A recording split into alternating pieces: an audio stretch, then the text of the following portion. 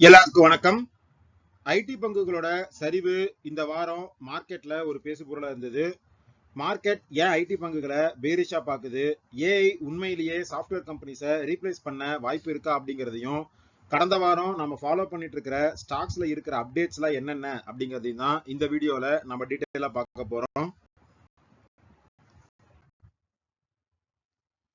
போன வாரம் நிப்டி 1.5% மேல சரிஞ்சு 25,500க்கும் கீழே வந்து க்ளோஸ் ஆயிருக்கு. அதே சமயம் கோல்ட்ல ஒரு வலட்டாலிட்டி வந்து இருந்தது. வீக்கோட ஸ்டார்டிங்ல பிரஷர்ல இருந்த கோல்டு ஃப்ரைடே அமெரிக்காவோட இன்ஃபிளேஷன் டேட்டா ரிலீஸ்க்கு அப்புறம் 2% கிட்ட அப்பாகி திரும்ப $5,000 per ounce அப்படிங்கிற ரேஞ்சில் வந்து ட்ரேட் ஆயிட்டு இருக்கு. ஸோ இன்டர்நேஷனல் மார்க்கெட்ல இந்த $5,000 per ounce அப்படிங்கிறது ரீசெண்டா கோல்டுக்கு ஒரு ஸ்ட்ராங் சப்போர்ட்டா வந்து மாறி இருக்கு அப்படின்னே சொல்லலாம். அமெரிக்காவோட இன்ஃபிளேஷன் டேட்டா எப்படி இருக்கு அப்படின்னு பார்த்தோம்னா, ஹெட்லைன் சிபிஐ வந்து 2.4% ஜனவரி 2026 வந்து வந்திருக்கு. ஸோ இது டிசம்பர்ல 2.7% இருந்தது. அதோட கம்பேர் பண்ணும்போது கொஞ்சம் டவுன் ஆயிருக்கு. அடுத்து கோர் இன்ஃபிளேஷன், அந்த கோர் சிபிஐ எப்படி இருக்கு அப்படின்னு பார்த்தோம்னா, 2021 மார்ச்சுக்கு அப்புறம் இந்த ஜனவரி 2026 தான் கம்மியான ஒரு இன்ஃபிளேஷனை அமெரிக்கா வந்து பார்த்திருக்கு. ஸோ 2.5 வந்து கோர் இன்ஃபிளேஷன் இருக்கு. ஸோ இந்த இன்ஃபிளேஷன் ஃபிகர்ஸ் கம்மியா வந்தது அப்படிங்கிறது அமெரிக்காவில் ஃபெட் வந்து இன்ட்ரெஸ்ட் ரேட்டை கட் பண்றதுக்கான சான்சஸை வந்து ஹை பண்ணியிருக்கு. ஸோ ரேட் கட் ஹைக் வரும் அப்படிங்கிற நம்பிக்கையில கோல்டு ஃப்ரைடே பயங்கரமான ஒரு பர்ஃபார்மன்ஸ் வந்து பண்ணியிருக்கு. அதே சமயத்துல கோல்டுக்கு வந்து பிரச்சனையா இருக்கிற இன்னொரு விஷயம் வந்து வேர்ல்டு மார்க்கெட்ல வந்து டெவலப் ஆயிட்டு இருக்கு.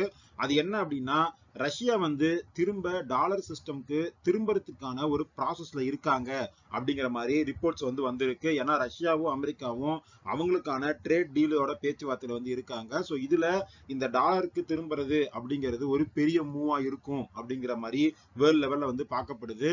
சமீபமா ஒரு 4-5 வருஷத்துக்கு முன்னாடி பிரிக்ஸ் கண்ட்ரிஸ் எல்லாருமே சேர்ந்து டாலரோட டாமினேஷனை குறைக்கிறதுக்காக டி டாலரைசேஷன் அப்படிங்கிற விஷயத்த வந்து பேசியிருந்தாங்க. அதுக்கு அந்த கண்ட்ரிஸ்குள்ளேயே வந்து அவங்க கரன்சிஸ்ல ட்ரேடு பண்றதையும் கோல்டை வந்து டாலருக்கு எகெயின்ஸ்டா வந்து அக்குமுலேட் பண்றதையும் அந்த கண்ட்ரிஸ் பண்ணிட்டு இருந்தாங்க. பட் அதுல இருந்து இப்போ ரஷ்யா டாலர் சிஸ்டமுக்கு திரும்பினாங்க அப்படின்னா அது கோல்டுக்கு ஒரு பிரஷரா வரதுக்கான சான்ஸ் இருக்கு. ஸோ கோல்டு ஒரு 6 மாசத்துல இருந்து ஒரு வருஷத்துக்குள்ள ஒரு பிளக்சுவேஷன்ல இருக்கிறதுக்கு வாய்ப்பு அப்படிங்கிறது பிரகாசமா இருக்கு. ஏன்னா ரஷ்யா சைடு இந்த மாதிரியான இந்த டாலர் சிஸ்டம்க்கு அவங்க திரும்பினாங்க அப்படின்னா அது கோல்டுக்கு பிரஷரா வரலாம். அதே மாதிரி ஃபெட் வந்து ரேட் கட் பண்ணாங்க அப்படின்னா அது கோல்டுக்கு பாசிட்டிவா மாறலாம். ஸோ இது ரெண்டு சைட்லயுமே கோல்டோட பிளக்சுவேஷன்ஸை வந்து கொண்டு வரும் அப்படிங்கிற மாதிரி தான் நான் வந்து நினைக்கிறேன். அடுத்து நிப்டி பார்த்தோம் அப்படின்னா 25,500க்கும் கீழே வந்து விழுந்திருக்கு. அதுக்கு முக்கியமான காரணம் ஐடில பயங்கரமான ஒரு செல் ஆஃப் நடந்திருக்கு. டெக்னிக்கலா நிப்டி என்ன ஆகும் அப்படின்னு பார்த்தோம்னா, அடுத்த வாரமும் பிரஷர் வந்து கண்டினியூ ஆகிறதுக்கான சான்ஸ் தான் வந்து இருக்கு அப்படிங்கிற மாதிரி சொல்லியிருக்காங்க. அது மட்டும் இல்லாம விக்ஸ், அதாவது அந்த வலட்டாலிட்டி இண்டெக்ஸுமே வந்து 13க்கு மேல இருக்கிறது அப்படிங்கிறது பியரிஷ் ட்ரெண்டை தான் வந்து குறிக்குது. பேங்க் நிப்டியுமே 60,000 அப்படிங்கிற அந்த பாயிண்ட்டை வந்து ஹோல்ட் பண்றதுக்கு கஷ்டப்பட்டு இருக்கு. ஸோ ஓவராலா நிப்டி 50யோட டிக்ளைன் அப்படிங்கிறது அடுத்த வாரமும் தொடர்றதுக்கு வாய்ப்பு வந்து அதிகமா இருக்கு. அடுத்து போன வாரம் எஃப்ஐஐ என்ன பண்ணியிருக்காங்க அப்படின்னு எடுத்து பார்த்தோம் அப்படின்னா, போன வாரம் ஃபுல்லா 4,000 கோடிக்கு எஃப்ஐஎஸ் வந்து சேல் தான் பண்ணியிருக்காங்க. அதே சமயத்துல டிஐஎஸ் வந்து 6,800 கோடிக்கு பை பண்ணி மார்க்கெட்டை சப்போர்ட் பண்ண ட்ரை பண்ணியிருக்காங்க. பட் இந்த அளவுக்கு அதிகமா பை பண்ணியும் மார்க்கெட்டோட ஃபாலை வந்து அவங்களால தவிர்க்க முடியல. இந்த 25,300 அப்படிங்கிறது முக்கியமான ஒரு சப்போர்ட்டா இருக்கும் அப்படிங்கிற மாதிரி டெக்னிக்கல் அனலிஸ்ட் எல்லாருமே சொல்லியிருக்காங்க. ஸோ அதுக்கு கீழே மார்க்கெட் கீழே விழுந்துச்சு அப்படின்னா பியரிஷ் ட்ரெண்ட் அப்படிங்கிறது கண்டினியூ ஆகி 25,000க்கும் கீழே போறதுக்கான வாய்ப்புகள் அப்படிங்கிறது டெக்னிக்கலா வந்து சார்ட்ல வந்து இருக்கு அப்படிங்கிற மாதிரி சொல்லியிருக்காங்க. அடுத்து போன வாரம் நிப்டி ஃபாலுக்கு ஒரு மேஜர் கான்ட்ரிபியூஷனா இருந்தது அப்படின்னு பார்த்தோம்னா அது வந்து ஐடி செக்டார் தான். ஒரே வீக்ல ஐடி இண்டெக்ஸ் வந்து கிட்டத்தட்ட 9% வந்து டவுன் ஆயிருக்கு. ஸோ மார்ச் 2020 இந்த மாதிரியான ஒரு ஃபால் அப்படிங்கிறது நிப்டி ஐடியில் வந்து நடந்தது. இது வந்து கொரோனா டைம்ல நடந்தது. அதுக்கப்புறம் இந்த மாதிரியான ஒரு ஃபால் அப்படிங்கிறது இந்த வாரம் தான் வந்து நடந்திருக்கு. அதுக்கான காரணம் என்ன அப்படின்னா, அமெரிக்கால இந்த ஏஐ ரிலேட்டட் அந்த அப்டேட்ஸ் வந்து அதிகமா வர வர சர்வீஸ் ரிலேட்டட் ஐடி கம்பெனிஸோட அந்த பிசினஸ் அப்படிங்கிறது ஸ்ட்ரிங்க் ஆகும் அப்படிங்கிற மாதிரி மார்க்கெட் வந்து நினைக்குது. ஸோ இதனால ஐடி ஸ்டாக்ஸ் எல்லாமே அமெரிக்காலையும் சரி இந்தியாலையும் சரி பயங்கரமான அடி வந்து வாங்கிட்டு இருக்காங்க. ஐடி இண்டெக்ஸ் 10 மாச லோல வந்து இந்த இஷ்யூனால இருக்கு. ஆனா இதை அனலிஸ்ட் எல்லாருமே என்ன சொல்லியிருக்காங்க அப்படின்னா, இது வந்து வந்து கொலாப்ஸ் ஆகிறதுக்கான வாய்ப்பு அப்படிங்கிறது ரொம்ப கம்மி. இது வந்து ஒரு டிரான்சிஷன் பீரியட் தான். அவுட்லுக்கா பாத்தீங்க அப்படின்னா ஒரு லாங் டேர்முக்கு இந்த ஐடி செக்டர் அப்படிங்கிறது ஸ்டேபிளா தான் இருக்கும் அப்படிங்கிறது தான் அனலிஸ்டோட ஒரு வியூவா இருக்கு. ஸோ இந்த ஃபாலுக்கு முன்னமே கூட ஐடி செக்டரோட பர்ஃபார்மன்ஸ் அப்படிங்கிறது வீக்காக தான் இருந்தது. ஸோ இந்த ஏஐ அப்படிங்கிறது அந்த ஃபாலை வந்து இன்டென்சிஃபை பண்ணியிருக்கு. பட் லாங் டேர்மில் கம்பெனிஸ் வந்து இதுக்கு அக்குமுலேட் ஆயிடுவாங்க, அந்த கம்பெனிஸில் வேலை பார்க்குற எம்ப்ளாயிஸ்க்கு தான் வந்து ப்ரெஷர் அதிகமாக இருக்கும் அப்படிங்கிறது தான் என்னோட ஒரு கருத்தாகவும் இருக்கு. ஸோ இந்த ஃபாலில் நான் வந்து ஐடிபிஸ் அப்புறம் விப்ரோ மாதிரியான ஸ்டாக்ஸை வந்து கொஞ்சம் கொஞ்சமாக வந்து கன்சிடர் பண்ணிட்டு இருக்கேன். அதே மாதிரி டாடா கன்சல்டன்சி சர்வீசஸ், இன்ஃபோசிஸ் இது எல்லாமே வாட்ச் லிஸ்ட்ல போட்டு வச்சிருக்கேன். இன்னும் வந்து ஃபால் இன்டென்சிஃபை ஆச்சு அப்படின்னா நான் வந்து அதுல வந்து அக்குமுலேட் பண்ண ஸ்டார்ட் பண்ணுவேன். அது மட்டும் இல்லாம இந்த டாப் கம்பெனிஸான டிசிஎஸ், இன்ஃபோசிஸ், விப்ரோ, HCL டெக் இதுலயும் ஃபால் இருந்தது. மிட் கேப் கம்பெனிஸான கோஃபோர்ஜ், பிரெசிஷன் சிஸ்டம்ஸ், எம்ஃபசிஸ் இது எல்லாத்துலயுமே வந்து 8% இருந்து 12% வரைக்கும் ஃபால் இருந்தது. பட் இந்த அளவுக்கு ஃபாலுக்கு அப்புறமும் இந்த மிட் கேப் செக்டர்ல ஐடி கம்பெனிஸ் இன்னமும் வேல்யூவேஷன் வந்து ஹையா தான் இருக்கு compare to large cap company. So இப்போதைக்கு நான் வந்து லார்ஜ் கேப் கம்பெனிஸ்ல தான் வந்து ஐடி ஸ்டாக்ஸை வந்து அக்குமுலேட் பண்ணிட்டு இருக்கேன். அடுத்து ஓவராலா ஐடி பீஸ் பார்த்தோம் அப்படின்னா ஒரே வாரத்துல 9% டவுன் வந்து ஐடி பீஸ் நடந்திருக்கு. ஸோ ஐடி பீஸ்மே நான் கொஞ்சம் கொஞ்சமா வந்து அக்குமுலேட் பண்ணிட்டு இருக்கேன். அடுத்து ஐடி பீஸோட இந்த ஃபாலுக்கு அப்புறம் நிஃப்டி 50ல ஐடி செக்டாரா வந்து வெயிட்டேஜ் அப்படிங்கிறது 26 வருஷம் லோ வந்து அடைஞ்சிருக்கு அப்படிங்கிற மாதிரி சொல்லியிருக்காங்க. ஸோ ஓவராலா நிஃப்டி 50லயும் சரி, அடுத்து மிட் கேப், ஸ்மால் கேப் இங்க எல்லாமே சரி ஐடி செக்டர் அப்படிங்கிறது ரொம்ப வீக்கா வந்து இருக்கு. பட் இது வந்து ஒரு டிரான்சிஷன் அப்படிங்கிற மாதிரி தான் உலக லெவல்லையும் ரிப்போர்ட்ஸ் இருக்கு, இங்க இருக்கிற அனலிஸ்டும் வந்து சொல்லியிருக்காங்க. பட் ப்ரெஷர் வந்து கண்டினியூ ஆகிறதுக்கான வாய்ப்புகள் அப்படிங்கிறது பிரகாசமா இருக்கு. அடுத்தடுத்து ஏஐ ரிலேட்டடா நிறைய அப்டேட்ஸ் வரும்போது, மாடல்ஸ் அதிகமா கம்பெனிஸ் ரிலீஸ் பண்ணும்போது இந்த பிரஷர் கண்டினியூ ஆகலாம். ஸோ பொறுமையா அக்குமுலேட் பண்றது அப்படிங்கிறது தான் இந்த ஐடி செக்டர்ல இப்போதைக்கு நான் வந்து பண்ண போற விஷயமா வந்து நான் பாக்குறேன்.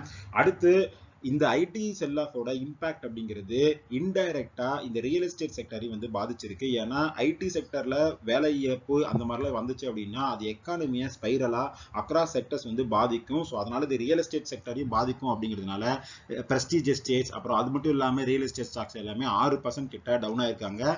ரியாலிட்டி இண்டெக்ஸே 4% கிட்ட டவுன் ஆகி தான் வந்து ஃப்ரைடே க்ளோஸ் ஆயிருக்கு. அடுத்தது நம்ம ஃபாலோ பண்ணிட்டு இருக்கிற ஸ்டாக் ரிலேட்டட் அப்டேட் என்ன அப்படிங்கறத ஒன்னொன்னா பார்க்கலாம். ஃபர்ஸ்ட் கர்நாடகா பேங்க் அவங்களோட Q3 ரிசல்ட்ஸ் வந்து கொடுத்திருக்காங்க. ப்ராஃபிட் வந்து இயர் ஆன் இயர் 2.53% வந்து அப் ஆயிருக்கு. அதே மாதிரி குவார்டர் ஆன் குவார்டர் பார்த்தோம் அப்படின்னா 8.8% வந்து டவுன் ஆயிருக்கு. ரெவன்யூ வந்து year on year and quarter on quarter ரெண்டுலயுமே வந்து பிளாட்டா தான் இருக்கு. இதுல கொஞ்சம் ஒரியிங்கான விஷயம் என்ன அப்படின்னா இந்த Q3ல அந்த பேங்க் வந்து ப்ரொவிஷனை இன்க்ரீஸ் பண்ணியிருக்காங்க. போன குவார்டர்ல வந்து 20 கோடி ப்ரொவிஷன் பண்ண பேங்க் இந்த குவார்டர்ல 95 கோடி வந்து ப்ரொவிஷன் பண்ணியிருக்காங்க. ஸோ நான் பர்ஃபார்மிங் அசஸ் வந்து இன்க்ரீஸ் ஆகும் அப்படிங்கிறத பேங்க் வந்து எதிர்பார்க்குறாங்க அப்படிங்கிறத இந்த ப்ரொவிஷனோட ஹைக் அப்படிங்கிறது நமக்கு காட்டுது. ஆனால் அசட் குவாலிட்டி அப்படின்னு பார்த்தோம்னா அது வந்து இம்ப்ரூவ் தான் இருக்கு. கிராஸ் என்பிஏ 3.32 இருக்கு, நெட் என்பிஏ 1.3% இருக்கு. ஸோ இந்த ரிசல்ட்டுக்கு அப்புறம் இந்த ஷேர்ல பெருசா எந்த மூவ்மெண்ட்டுமே இல்லை. அந்த 200 ரூபாய் ரேஞ்சிலே வந்து பேங்க் வந்து ட்ரேட் ஆயிட்டு இருக்கு. புக் வேல்யூட கம்பேர் பண்ணும்போது 50% கிட்ட கம்மியா தான் வந்து இந்த கர்நாடகா பேங்க் வந்து ட்ரேட் ஆயிட்டு இருக்கு. ஸோ இதனால அப்பப்ப கொஞ்சம் குவான்டிட்டிஸ் வந்து நான் வந்து இதை கன்சிடர் பண்ணிட்டு இருக்கேன். அடுத்து முத்தூட் ஃபினான்ஸ் அவங்களோட Q3 ரிசல்ட்ஸ் வந்து கொடுத்திருந்தாங்க. ரிசல்ட்ஸை போய் நம்பர்ஸா பாத்தீங்க அப்படின்னா ப்ராஃபிட் 95% இயர் ஆன் இயர் வந்து இன்க்ரீஸ் ஆயிருக்கு. அது மட்டும் இல்லாம நெட் இன்ட்ரெஸ்ட் இன்கமுமே 64% ஜம்ப் ஆயிருக்கு. இந்த அளவுக்கு ஒரு சூப்பர் ரிசல்ட் கொடுத்ததுக்கு அப்புறமும் முத்தூட் ஃபினான்ஸ் ஷேர் வந்து 12% கிட்ட டவுன் ஆயிருந்தது. ஸோ அதுக்கான காரணம் என்ன அப்படின்னு உள்ள போய் படிச்சு பார்த்தோம் அப்படின்னா அந்த ஏர்னிங்ஸோட குவாலிட்டி வந்து கொஞ்சம் கொஸ்டினபிளா இருக்கு அப்படிங்கிறது தான் இன்வெஸ்டர்ஸோட இந்த அளவுக்கான ரியாக்ஷனுக்கு காரணமா இருக்கு. ஏன்னா 700 கோடி வந்து நான் ரிகவரிங் சோர்சஸ், அதாவது ஆல்ரெடி அவங்க கிட்ட இருந்த என்பிஏவை வந்து ஆக்ஷன் பண்ணி அதுல வந்த காசு தான் வந்து அந்த 700 கோடி ரெவன்யூ அப்படிங்கிறது. ஸோ இது வந்து ஒரு டைம் தான் நடக்கும், எல்லா குவார்ட்டரும் நடக்காது. ஸோ அதனால இது வந்து ஒரு அக்கௌண்டிங் பிளஸ்ஸா தான் வந்து இன்வெஸ்டர்ஸ் பார்த்துருக்காங்களே தவிர பிசினஸா வந்து இந்த அளவுக்கு ஒரு ப்ராஃபிட் வரல அப்படிங்கிறது தான் அனலிஸ்டோட ஒரு ஒரியிங்கா இருக்கு. அதே சமயத்துல ஆக்டிவ் கன்சியூமர்ஸுமே 1% வந்து டவுன் ஆயிருக்காங்க. அதே மாதிரி குவார்டர் ஆன் குவார்டர் அவங்களோட கோல்டு டன்னேஜுமே 2% வந்து டவுன் ஆயிருக்கு. ஸோ இந்த நியூஸ்னால தான் முத்தூட் ஃபினான்ஸ் ஷேர் வந்து 12% கிட்ட ஒரே நாளா டிராப் ஆயிருக்கு. இந்த ஷேர் வந்து பயங்கரமான ரேலி கொடுத்துருச்சு. ஸோ இப்போதைக்கு இந்த ஷேரை வந்து நான் வந்து கன்சிடர் பண்ண மாட்டேன். அடுத்து ஐஆர்பி இன்வைட் நான் ரீசெண்டா இந்த ஒரு 4-5 மாசமா வந்து டிவிடெண்டுக்காக கொஞ்சமா அக்குமுலேட் பண்ணிட்டு இருக்கிற ஒரு ஷேர் தான் வந்து ஐஆர்பி இன்வைட். பட் ஆனா இது வந்து கொஞ்சம் ரிஸ்கான ஒரு இன்வெஸ்ட்மெண்ட் அப்படிங்கிறதையும் வந்து நான் பார்த்துட்டு தான் வந்து இன்வெஸ்ட் பண்றேன். இந்த ஷேரோட ரிசல்ட்ஸ் வந்து வந்திருக்கு. இப்போ டிவிடெண்ட் வந்து அனௌன்ஸ் பண்ணியிருக்காங்க 1.5 rupees. ஒரு ஷேர் வச்சிருந்தீங்க அப்படின்னா உங்களுக்கு ₹1.6 வந்து டிவிடெண்டா கிடைக்கும். ரிசல்ட்டை போய் பார்த்தோம் அப்படின்னா ரெவன்யூ 60% அப் ஆயிருக்கு. அதே சமயத்தில் ப்ராஃபிட் வந்து 35% டவுன் ஆகி இந்த குவார்டர்ல 6 கோடி தான் வந்து ப்ராஃபிட் பண்ணியிருக்காங்க. அதுக்கான ரீசன் என்ன பார்த்தோம் அப்படின்னா அக்விசிஷன்ஸ் நிறைய பண்றதுனால கடன் வாங்குறது அப்படிங்கிறது இன்க்ரீஸ் ஆயிருக்கு. ஸோ அதனால ப்ராஃபிட் வந்து டவுன் ஆயிருக்கு. பாசிட்டிவா பார்த்தோம் அப்படின்னா ஆபரேஷனல் எஃபிஷியன்சி அப்படிங்கிறது இன்க்ரீஸ் ஆயிருக்கு அப்படின்னு சொல்லலாம். ஏன்னா எபிட்டா மார்ஜின் வந்து போன இயர் வந்து 83% இருந்தது, இப்போ 89% கிட்ட வந்து அப்பா இருக்கு. ஆனா இந்த இன்வெஸ்ட்மெண்ட் இருக்கிற ரிஸ்க் என்ன அப்படிங்கிறதையும் புரிஞ்சுக்கோங்க. பாரோயிங்ஸ் வந்து இந்த கம்பெனிக்கு ஒரே வருஷத்துல 200% கிட்ட இன்க்ரீஸ் ஆயிருக்கு. டெப்ட் ஈக்விட்டி 0.65% வந்து 0.92 வந்து அப்பா இருக்கு. பட் டிவிடெண்டா வந்து 1.5% வந்து குவார்டர் ஆன் குவார்டர் கொடுக்குறாங்க. அடுத்தடுத்து வந்து இவங்க ப்ராஜெக்ட்ஸ் வந்து அக்குமுலேட் பண்றாங்க அப்படிங்கிறதுனால இந்த ஷேரை நான் பை பண்ணிட்டு இருக்கேன். பட் குவார்டர் ஆன் குவார்டர் ரிசல்ட்ஸை வந்து கண்டிப்பா ஃபாலோ பண்ணணும். இந்த கம்பெனி எப்படி வந்து அவங்க அக்விசிஷன் பண்ற இந்த அசட்ஸை வந்து மேனேஜ் பண்றாங்க அப்படிங்கிறத பார்த்துட்டு தான் வந்து இந்த ஷேரை தொடர்ந்து வந்து நான் வந்து கன்சிடர் பண்ணுவேன். அடுத்து அமர் ராஜா, இந்த கம்பெனி பயங்கரமா ஒரு ரன் கொடுத்து அதுக்கப்புறம் 50% கிட்ட டிராப் ஆன ஒரு கம்பெனி. ₹1600 இருந்த கம்பெனி ஷேர் வந்து இப்போ ஒரு ₹800 அப்படிங்கிற ரேஞ்சில் வந்து ட்ரேட் ஆயிட்டு இருக்கு. இந்த ரிசல்ட்ஸுமே கொஞ்சம் வீக்காக தான் வந்திருக்கு. ப்ராஃபிட் வந்து 53% வந்து டவுன் ஆயிருக்கு. ரெவன்யூ ஆனா இன்க்ரீஸ் ஆயிருக்கு 5% கிட்ட. மார்ஜின் பார்த்தீங்க அப்படின்னா கான்ட்ராக்ட் ஆயிருக்கு. 12.4% இருந்த ப்ராஃபிட் மார்ஜின் இந்த குவார்டர்ல 11% வந்து டவுன் ஆயிருக்கு. ஸோ இந்த ரிசல்ட்ஸ்ல பெருசா வந்து பாசிட்டிவா எந்த விஷயமே கிடையாது. ஸோ ஷேருமே வந்து அதுக்கேற்ற மாதிரி ஒரு 5% ஃபால் ஆகி அங்கிருந்து கொஞ்சம் வந்து ரிகவரி ஆயிருக்கு. அடுத்து இந்த ரிசல்ட்ஸோட சேர்த்து கம்பெனி ஒரு அனௌன்ஸ்மெண்ட் கொடுத்திருக்காங்க. அமெரிக்கால ஒரு செட்டப் வந்து ஒன்று பண்ண போறோம், அதுக்கு வந்து ஒரு $5 million வந்து நாங்கள் இன்வெஸ்ட் பண்ண போறோம் அப்படிங்கிற மாதிரி அமர் ராஜா வந்து எக்ஸ்பிளைன் பண்ணியிருக்காங்க. அடுத்து நாட்கோ ஃபார்மா அவங்க ரிசல்ட்ஸ் வந்து கொடுத்திருந்தாங்க. எப்பவுமே Q3 ஹிஸ்டரியாவே இந்த கம்பெனிக்கு கொஞ்சம் மோசமான ஒரு ரிசல்ட்ஸாக தான் இருக்கும். இயர் ஆன் இயர் பார்த்தீங்க அப்படின்னா 14% வந்து ப்ராஃபிட் இன்க்ரீஸ் ஆயிருக்கு. ஆனா குவார்டர் ஆன் குவார்டர் பார்த்தீங்க அப்படின்னா ப்ராஃபிட் வந்து 71% வந்து டவுன் ஆயிருக்கு. ரெவன்யூமே இயர் ஆன் இயர் 8.34 அப்பா இருந்தாலும் குவார்டர் ஆன் குவார்டர் பார்த்தீங்க அப்படின்னா 52% டவுன் ஆயிருக்கு. So year on year performance நல்லா இருக்கு அப்படிங்கிறது Q3ல இந்த வருஷம் நல்லா பண்ணியிருக்காங்க அப்படின்னு சொல்லலாம். பட் குவார்டரா பார்த்தோம் அப்படின்னா இந்த ஷேர்ல பர்ஃபார்மன்ஸ் அப்படிங்கிறது டவுனாக தான் இருக்கு. இந்த ஒரு மாசத்துல ஷேர் வந்து 8% கிட்ட டவுன் ஆயிருக்கு. இதுவுமே நான் அப்பப்ப கொஞ்சம் கொஞ்சமா கன்சிடர் பண்ற ஒரு ஷேரா தான் வந்து நான் வந்து பாக்குறேன். அடுத்து சவுத் இந்தியன் பேங்க்ல வந்து FIIs வந்து அவங்களோட இன்வெஸ்ட்மெண்ட்டை வந்து இன்க்ரீஸ் பண்ணியிருக்காங்க அப்படிங்கிறது இந்த குவார்டர் ரிசல்ட்ஸ்ல வந்து நமக்கு தெரியுது. இப்போ ரீசெண்டா அந்த CEO வந்து மாற போறாங்க அப்படிங்கிற அந்த நியூஸ் வந்ததுக்கு அப்புறம் ஷேர் வந்து திரும்ப அடிச்சிருந்தாங்க. ₹36 கிட்ட இருந்தது. அப்பவுமே நான் வந்து அக்குமுலேட் பண்றேன் அப்படிங்கிற மாதிரி தான் சொல்லியிருந்தேன். இப்போ அந்த ஷேர் வந்து ₹41 கிட்ட வந்து ட்ரேட் ஆயிட்டு இருக்கு. புக் வேல்யூ பாத்தீங்க அப்படின்னா ஒரு ₹42-43 இருக்கு. FIIs என்ன பண்ணிருக்காங்க அப்படின்னு பார்த்தோம்னா செப்டம்பர் 2025ல 18% வச்சிருந்தவங்க இப்ப 21% கிட்ட ஹோல்டிங் வச்சிருக்காங்க. அதே மாதிரி DIIsமே வந்து பை பண்ணிருக்காங்க. ஸோ இன்ஸ்டிடியூஷனலா FIIs அண்ட் DIIs இது ரெண்டுமே சவுத் இந்தியன் பேங்க்ல அவங்க பொசிஷன் இன்க்ரீஸ் பண்ணிருக்காங்க அப்படிங்கிறது சவுத் இந்தியன் பேங்க் ஒரு பாசிட்டிவ் நியூஸா தான் நான் வந்து பாக்குறேன். அடுத்து ஓலா எலக்ட்ரிக் அவங்களோட Q3 ரிசல்ட்ஸ் வந்து கொடுத்திருந்தாங்க. அந்த கம்பெனி திரும்பவுமே வந்து லாஸ் பண்ணிட்டே இருக்காங்க. ரெவன்யூமே 55% கிட்ட டவுன் ஆகி 470 கோடி தான் ரெவன்யூ பண்ணியிருக்காங்க. லாஸ் வந்து 487 கோடி பண்ணியிருக்காங்க. ஸோ இந்த கம்பெனில டர்ன் ஓவர் வரதுக்கான சான்சஸ் அப்படிங்கிறது ரொம்ப கம்மியா இருக்கு. இப்போ ₹30 வந்து ட்ரேட் ஆயிட்டு இருக்கு. இன்னமும் இந்த ஷேர்ல ஃபால் வந்து கண்டினியூ ஆகும் அப்படிங்கிறது தான் என்னோட ஒரு ஒப்பீனியனா இருக்கு. அடுத்து மணப்புரம் ஃபினான்ஸ்ல ஒரு பிரஷரா இருந்த விஷயம் அப்படிங்கிறது அந்த பெயின் கேபிட்டலோட அந்த அக்யூசியேஷனை வந்து RBI வந்து அப்ரூவ் பண்ணுமா பண்ணாதா அப்படிங்கிறது இப்போ அதுக்கான ஒரு தெளிவு கிடைச்சிருச்சு. RBI வந்து பெயின் கேபிட்டல் வந்து அக்யூர் பண்ணலாம், 41.7% ஸ்டேக் வந்து வாங்கிக்கலாம் அப்படிங்கிற மாதிரி அப்ரூவல் கொடுத்திருக்காங்க.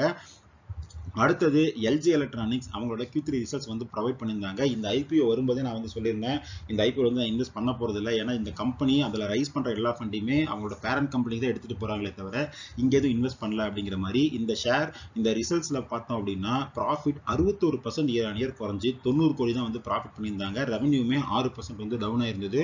IPO லிஸ்ட் ஆன பிரைஸ்ல இருந்து இப்போ ஒரு வருஷத்துல 11%க்கும் மேல வந்து இந்த ஷேர் கரெக்ஷன்ல தான் வந்து ட்ரேட் ஆயிட்டு இருக்கு. இப்பவுமே இந்த ஷேரை வந்து நான் வந்து கன்சிடர் பண்ண போறது இல்ல.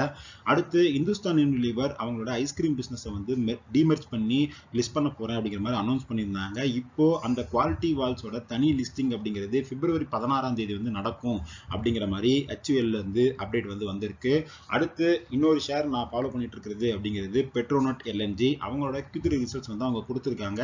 ப்ராஃபிட் வந்து 5% கிட்ட ரைஸ் ஆயிருக்கு. பட் ஆனால் எஸ்டிமேட்ஸ் வந்து இதை விட அதிகமாக இருக்கும் அப்படிங்கிற மாதிரி வந்து நினைச்சாங்க. ஸோ எஸ்டிமேட்ஸை மிஸ் பண்ணதுனால இந்த ஷேர் இந்த ரிசல்ட்டுக்கு அப்புறம் ஒரு 2.5% கிட்ட டவுன் ஆயிருக்கு. அது மட்டும் இல்லாமல் அனலிஸ்ட் எல்லாரும் என்ன சொல்றாங்க அப்படின்னா இந்த ஷேர்ல ப்ரெஷர் இருக்கிறதுக்கான வாய்ப்பு இருக்கு அப்படிங்கிற மாதிரி டார்கெட் பிரைஸை கட் பண்ணியிருக்காங்க. ஸோ இப்போதைக்கு இந்த ஷேர்ல கொஞ்சம் வெயிட் பண்ணி அக்குமுலேட் பண்றது அப்படிங்கிறது தான் நான் வந்து பண்ணலாம் அப்படிங்கிற மாதிரி வந்து முடிவு பண்ணியிருக்கேன். ஸோ இதெல்லாம் தான் இந்த வீடியோல நாம பார்க்க ஷேர் ரிலேட்டட் அப்டேட்ஸ், அப்புறம் அந்த ஐடி ஷேர்ல செக்டார் வைஸ் என்ன நடந்திருக்கு அப்படிங்கிற மாதிரியான விஷயங்கள். இந்த வீடியோ பிடிச்சிருந்தா லைக் பண்ணுங்க, நம்ம சேனலை சப்ஸ்கிரைப் பண்ணுங்க. இதே மாதிரி இன்னொரு வீடியோ உங்களை மீட் பண்றேன். இந்த வீடியோல நம்ம டிஸ்கஸ் பண்ண எல்லா விஷயங்களுமே என்னோட பர்சனல் ஒப்பீனியன் தான். நீங்க இன்வெஸ்ட் பண்றதுக்கு முன்னாடி ரிசர்ச் பண்ணிட்டு அதுக்கப்புறம் வந்து இன்வெஸ்ட் பண்ணுங்க. நன்றி, வணக்கம்.